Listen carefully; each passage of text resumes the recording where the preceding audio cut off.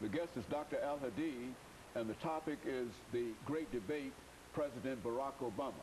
And Dr. Al-Hadid, I think you've given us some information relative to the whole situation of race as far as President Obama is concerned. Let's look at another very, very unusual, controversial area, and that is religion. Now, what about the great debate and his religion?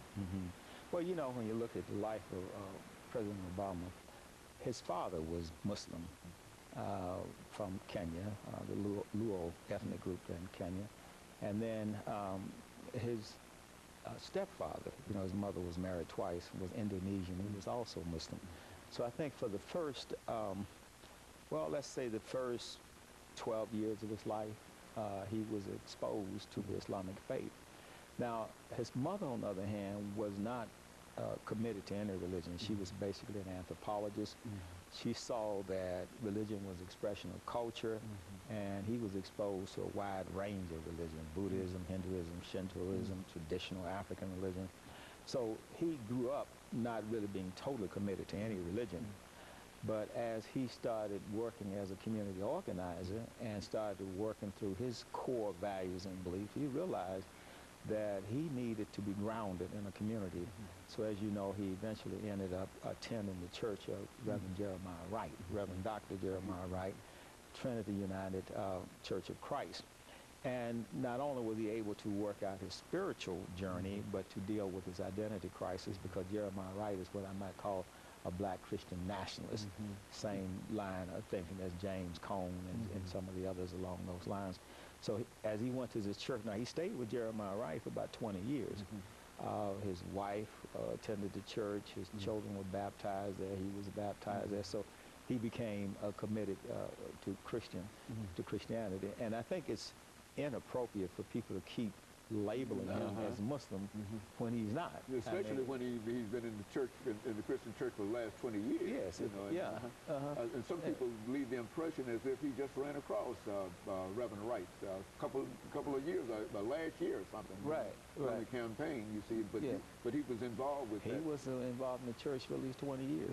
Now, I think maybe when he first went to the church, he might have been looking for an institution that could help him with his community organizing, or he might have been looking for an institution that could help him get votes, because, you know, he ran and was successful in becoming a state senator in Illinois. In fact, he was a senator in Illinois for 10 years. And so it could have been for those reasons.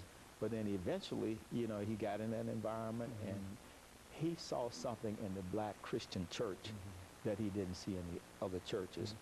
Now, there was some background.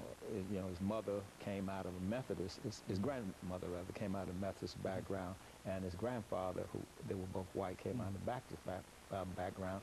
But when they left Kansas and went to Hawaii, they no longer practiced this religion. So they just basically were good people, core values that were based on Christianity, but they were not churchgoers. And he wanted something different for himself, because, as you know, most of his life, he had this identity crisis. I mean, he saw himself as being African-American, but he didn't fit well among African-Americans. When he left Hawaii, graduated from an elite school there in Hawaii, and then went to Occidental College in Los Angeles.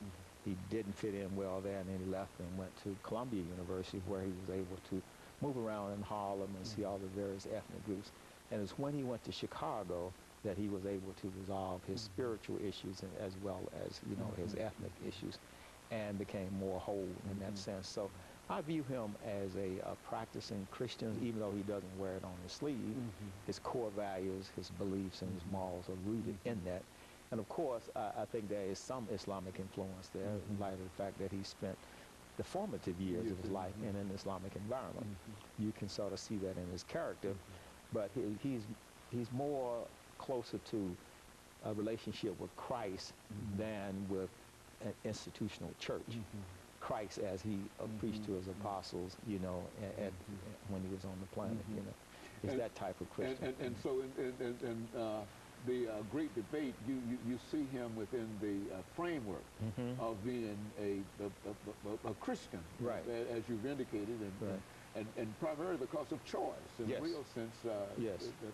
And he wasn't. He said in his autobiography, and also The Audacity of Hope, which is more or less his philosophical treatise. He said in both his cases that he was not emotionally converted; that it was a choice that he made, based on a rational decision. Now, as we come to the great debate with regards to religion, and trying to put them in a context, in our community there are three religions that are pretty much dominant. They are Christianity, and most of our people are either Baptists or Methodists or Catholics, and then there's Islam. Either Nation of Islam, mainstream Islam, or Sufism. And then we also have some of our people who are practicing traditional African religion. So within the context of traditional African religion, Islam and Christianity, he chose Christianity as his worldview. But not just mainstream Christianity, but the Christianity that comes out of the African American church. And when you look at that, you're talking about a Christianity that's based on the social gospel, or Christianity that strives to liberate people and improve the quality of self-help. You know, because when you take Christianity back to the days of slavery, you had abolitionists who were Christian, like Nat Turner and Frederick Douglass. They came out of the Christian, background. Mainly, the Baptists and the Methodists. These were the two groups that presented Christianity to African Americans. And so these are the two pillars. So far, you talked about race and religion that sort of supports Mr. Obama, President Obama. Right, and religion is playing such a dominant role in the body of politics today, because when you look at the conservatives, especially the right, you have the Christian right and you have the Republican conservative. A lot of them are connected with the evangelical movement. And it was the evangelical movement that got President Bush in power twice. And if you go all the way back to Ronald Reagan and Bush, one, the father of Bush, it was the evangelical movement. And they have gotten recently involved in politics because of their core issues, like abortion, being against gay marriages, and those type of things. So their pet issues are being presented by these politicians, and they're concerned about who's going to be on the Supreme Court. And they want to know what that candidate's position is on abortion. So religion and politics now are starting to overlap and merge.